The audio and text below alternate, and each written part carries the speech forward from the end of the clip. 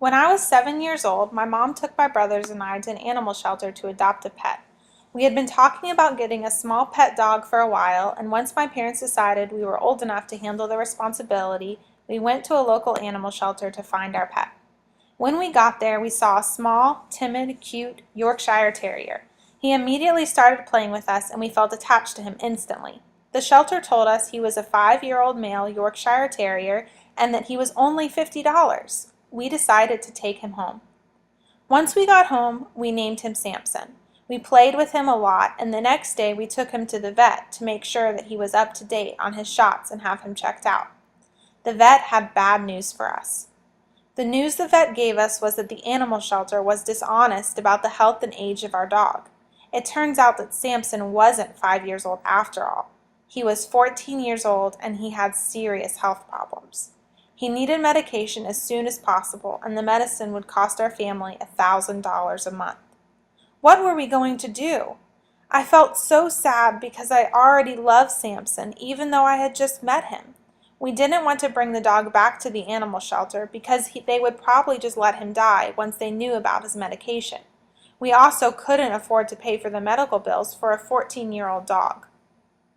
When I was growing up, I was homeschooled. My mom took us all into the homeschool room to explain this situation to us. The room had a large whiteboard, and she asked us to help us make her a pro-con list. We had to come up with points for both sides about if we should keep Samson or if we should take him back to the animal shelter. I told my mom that I thought we should keep Samson, even if we couldn't pay for his bills. I thought that if he was going to die soon, we could at least make him happy in the last few days of his life.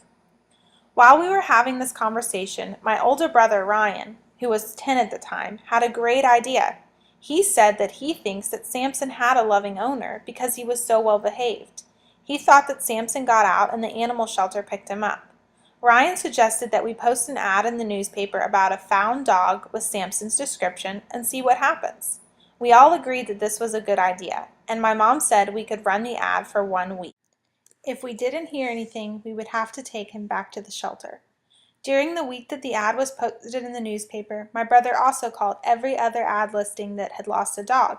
None matched Samson's description. We waited and waited and waited.